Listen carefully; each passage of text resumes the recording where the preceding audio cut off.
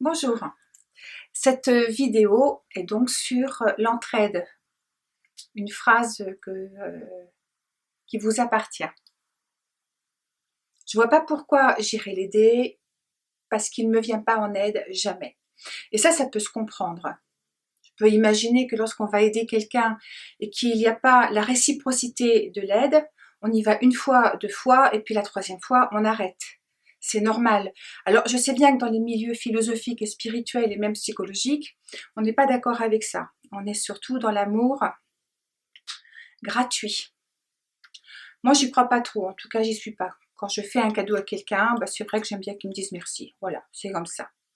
Et puis en même temps, le fait de redonner, quelquefois, ça nous soulage parce que la personne a sur ses épaules le fait de devoir redonner et le fait de pouvoir donner, ça va être un soulagement. Et puis ça s'appelle aussi du donner-recevoir. Ça fait partie du cycle de l'énergie. Si quelqu'un donne toujours et que l'autre peut recevoir et ne redonne pas, il va manquer un aller-retour. Donc ça va bloquer la communication.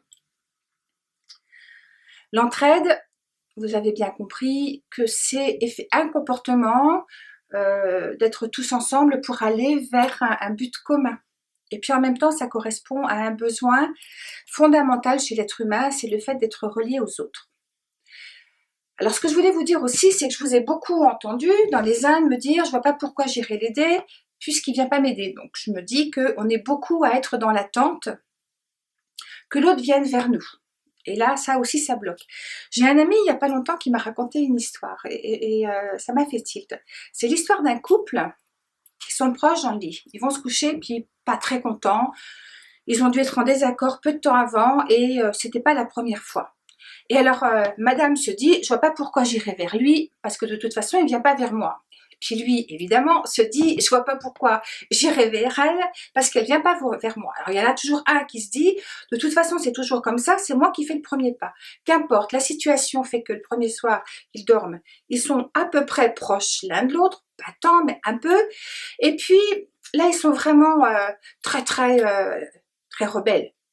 Et puis les soirs se passent, munis toujours dans cette colère, c'est je vois pas pourquoi j'irai vers lui, il vient pas vers moi, et lui pareil. Alors vous comprenez bien qu'ils commencent à se séparer, et puis d'un seul coup ils arrivent au bout du lit, et pof, ils tombent. Ça s'appelle le conflit et ça s'appelle le divorce. Ce couple-là, vous pouvez le mettre partout, hein, dans l'amitié, dans le travail, partout. Ça se passe tellement de fois dans notre vie, et c'est dommage, c'est juste dommage. Simplement parce qu'on est muni de quelque chose qui nous met dedans, c'est « je veux avoir raison ». C'est comme ça et c'est pas autrement. Et je vois pas pourquoi j'irai puisque l'autre vient pas. On est un peu dans la cour de maternelle, mais c'est comme ça que ça se passe. Ça vaut le coup d'y réfléchir, vraiment. Il y en a un, il aurait suffi juste qu'il y en ait un qui mette un peu son ego de côté pour pouvoir parler, de dire ce qui s'est passé. Et ce couple-là aurait peut-être évité d'aller au plus loin du divorce. Surtout que si on n'a pas pris l'habitude de réfléchir comme ça, on se remarie et on refait la même chose ailleurs. Parce qu'on est toujours dans l'ego. C'est ce qui va faire partie du contenu de la prochaine vidéo sur l'ego. Mais en attendant, lorsqu'on est au travail et qu'on est dans cette pensée-là, je n'irai pas vers lui parce qu'il ne vient pas vers moi. On pourrait se dire après tout, pourquoi pas? En quoi c'est gênant?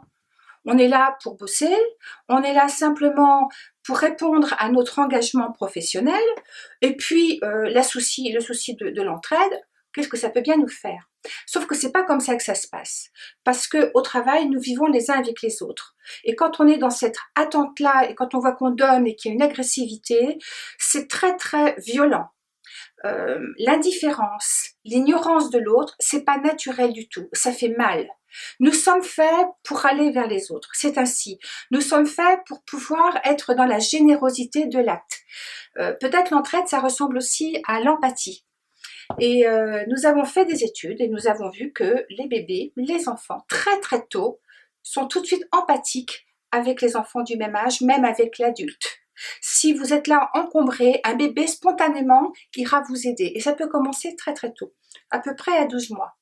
L'entraide est vraiment dans l'instinct. Tout ce qu'on a, tout ce qu'on vit, on l'a parce que ça appartient à l'histoire. Nous sommes des relais, nous sommes tous en entraide. Quoi qu'on fasse, il y a de l'entraide partout. Et à partir du moment où on bloque l'envie d'aller vers l'autre, eh bien, ça ferme à l'intérieur de nous. Ce que je voulais vous dire, c'est que ça ressemble un peu à une vieille pomme, une pomme toute flétrie qui ne peut pas recevoir de l'eau. Elle se ratatine complètement sur elle. Eh bien, c'est un peu la même chose pour nous, parce que nous sommes faits de 70% à 80% d'eau. Et qu'à partir du moment où on n'est pas dans l'ouverture, on est dans la fermeture. Et l'eau, ça circule plus. Et on est complètement comme la pomme, on est complètement flétri. Et on est rempli d'aigreur, d'animosité, de colère. C'est très très violent. C'est très violent. Et on est de plus en plus enfermé. C'est une grande souffrance. Alors, on a tout à gagner à être dans l'entraide. Il y a aussi une autre réflexion que j'ai pu entendre, c'est de toute façon, il en fait exprès, il voit bien que j'ai besoin, mais de toute façon, non. Il y en a qui prennent plaisir à être comme ça. Je vous assure que non. Je vous assure que non. Ça, c'est vraiment des croyances. Je vais refaire une autre vidéo sur l'entraide pour parler un peu plus au niveau de l'histoire, de la sociologie et de la culture, à quel point autant on peut baser notre croyance sur on va se battre pour vivre, cette vérité-là est vraie, puis on voit bien avec l'histoire ce que ça a donné, autant effectivement, il y a eu beaucoup d'entraide pour avoir une évolution de l'humain, de l'entraide. Pas de la force, pas de la compétition, pas de la rivalité. Et c'est tellement vrai qu'on va le retrouver dans le monde animalier, dans le monde végétal. Mais ça, vous le savez aussi. C'est quelque chose qui est naturel. On ne peut pas prendre plaisir le matin en allant au travail en se disant « ouais, je vais en faire exprès, je vais faire la tête ». Vous imaginez, c'est contre nature. On n'est pas fait pour vivre ça. C'est impossible. On est fait pour être dans la détente, pas dans la rétention. Alors, vous m'avez aussi dit, il voit bien que j'ai besoin d'aide. C'est évident, non? Pourquoi il ne vient pas vers moi? Alors là aussi, j'ai envie de vous répondre que d'une part, non, il peut ne pas voir parce qu'on ne peut pas faire de la lecture de pensée. C'est pas toujours évident, ce qui est évident pour l'un n'est pas sur l'autre. Alors il faut savoir demander. Je sais, c'est pas toujours facile, mais c'est comme ça que c'est le plus facile. Et puis en même temps, on peut ne pas voir, ça peut ne pas nous venir à l'idée que l'autre ait besoin effectivement de cette aide. Alors, tout simplement parce que si vous venez au monde dans une famille où les portes sont ouvertes, où il y a beaucoup d'accueil, peut-être les grandes familles, où il y a toujours du monde, l'enfant est habitué à être dans cet échange. Il y a un comportement d'entraide qui est complètement naturel. Et puis, il est tout à fait facile de comprendre que si on vient dans une famille où personne ne rentre, où la porte est fermée, où tout est fermé dans l'ambiance, bah, il est évident que l'enfant lui-même va grandir dans cet enfermement-là et le besoin d'entraide, qui est tout à fait naturel, va être frustré. Juste, il n'est pas rempli le besoin, il est frustré. Il ne sait pas, il ne sait même pas à quel point ça peut être bon de donner et de recevoir. C'est un peu comme le poisson dans le bocal. Il ne sait pas trop qu'il est dans le bocal. Mais c'est exactement la même chose. Donc il y a toutes ces personnes qui ne savent pas. Et puis il y a aussi des moments où il faut bien penser qu'on pense à autre chose, qu'on a la tête ailleurs.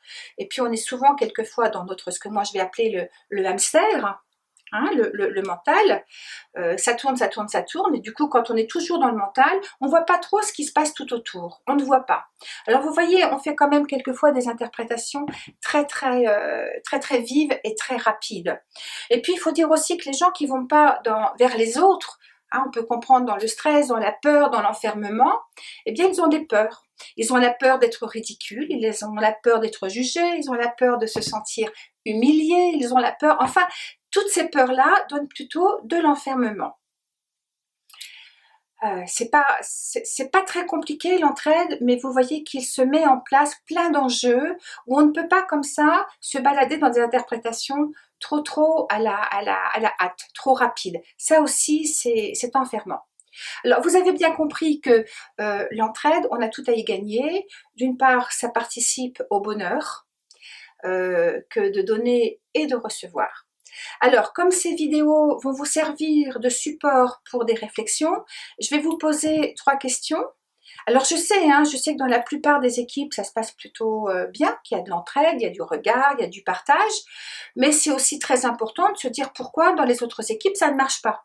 Ça, c'est un peu comme dans un club de sport. S'il y a une seule équipe qui arrive à atteindre son objectif et pas les autres, il y a une tension quelque part. Et pourquoi est-ce que ce ne serait pas l'ensemble de l'entreprise pour aller vers cette intention d'être dans l'entraide? Alors, ce n'est pas qu'une problématique de l'entreprise, c'est un fait sur cette terre qu'il y a beaucoup d'isolement.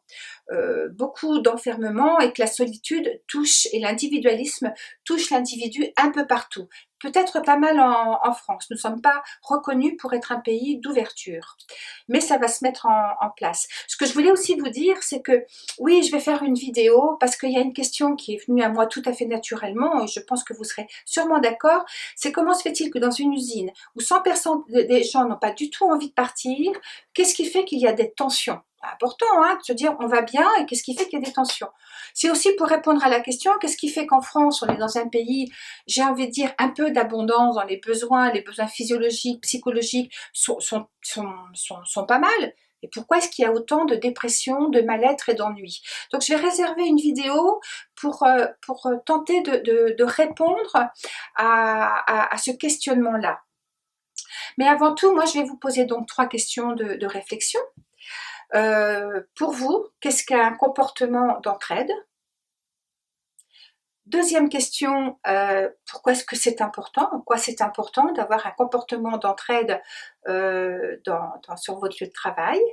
Et puis la troisième question, qui me paraît aussi importante, c'est comment faire avec les personnes qui sont fondamentalement bloquées, dont ça va être vraiment difficile d'être dans l'ouverture. Comment on fait avec ces personnes-là?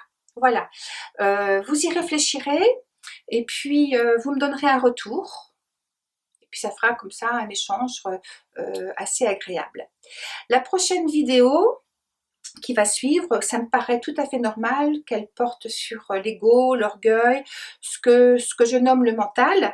C'est le mental, on l'a aussi, les Canadiens parlent beaucoup aussi pas du mental, mais du hamster. Hein, on voit bien le mental qui n'arrête pas de tourner dans la tête et qui nous la prend la tête du matin jusqu'au soir et à peine réveillé déjà il galope. Donc je vous expliquerai un petit peu ce que ça raconte cette histoire-là. Merci de votre écoute et puis avec grand plaisir je prépare la vidéo sur le hamster. Voilà, c'est un joli titre, non? Mais merci à vous. Au revoir.